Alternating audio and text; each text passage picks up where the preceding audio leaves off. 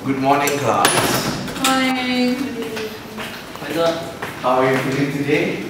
Good. Oh. Okay, basically, I will assign you to assignment. So, this is your question. Inflation is best controlled by using monetary policy, while the unemployment can only be resolved through fiscal policy. Do you agree? Huh? Disagree. Sorry sir, I got it.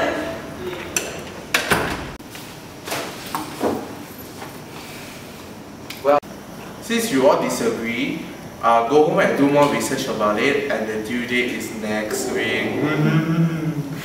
Class dismissed.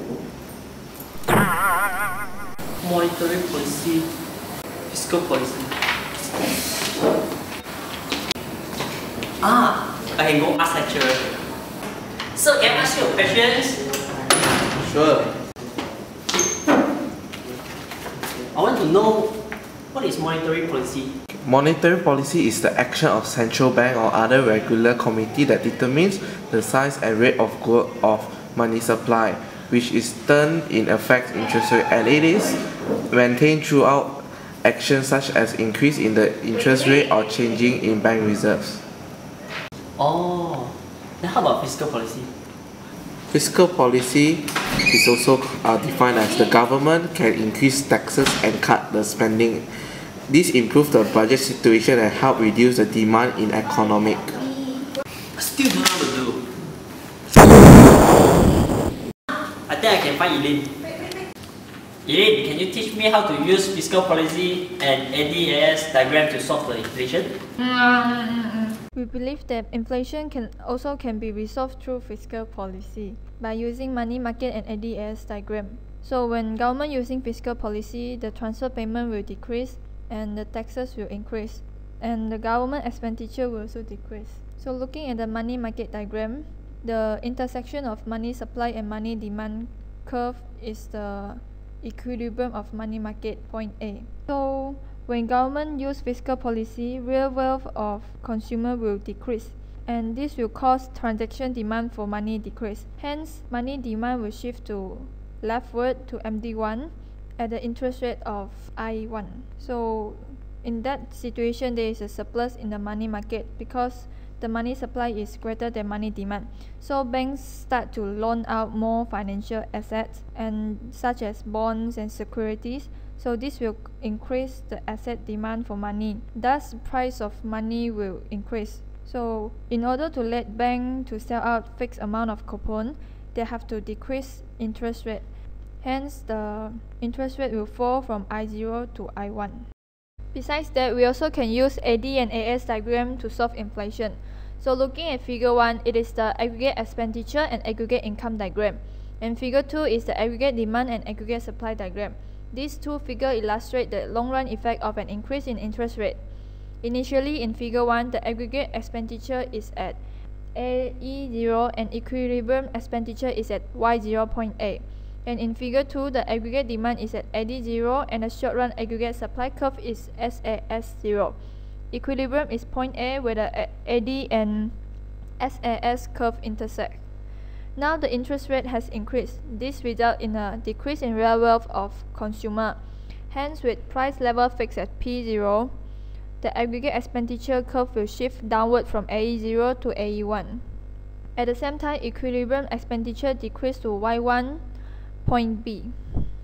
While in figure 2, the aggregate demand curve shifts leftward from AD0 to AD1, and it changed the equilibrium point from point A to point B. But with this new aggregate demand curve, AD1, the aggregate demand is actually less than aggregate supply, and this creates a surplus in the market. In this situation, firms will eventually cut down their production and decrease the price level.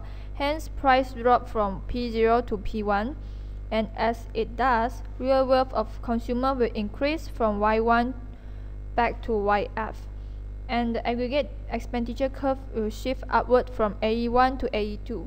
The inflation gap is now eliminated, and the economy back to full employment, and market equilibrium is now at point C.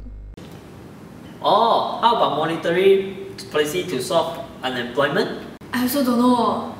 I think we can go and ask someone else. What? Have you finished your assignments? Done already, why? Done already. Can you teach us how to use monetary policy to solve the unemployment? Oh, where is it? We do not agree because we think that the expansionary monetary policy can also solve employment. Expansionary monetary policy shows that when increased the supply of money, people will buy more goods and services. As the business cycle expansion gets underway, real wealth will increase and people will buy more assets as well. Therefore, it shifts the money supplies from money supply 0 to money supplies 1, and the interest rate will decrease from interest 0 to interest 1. When the interest rate decreases, the amount for investment increase with the movement along the MD, which point A move from point B. So people will save less and consume more. At the same time, consumption will decrease. Now I will talk about the effect of an interest rate decrease that influences the graph of aggregate income and aggregate expenditure, and also the graph of aggregate demand and aggregate supply. Figure 1 shows that the vertical line is labeled as aggregate expenditure and horizontal line labeled as real GDP. The equilibrium condition is denoted in figure 1 by the diagonal 45-degree lines labeled as y equal to AE.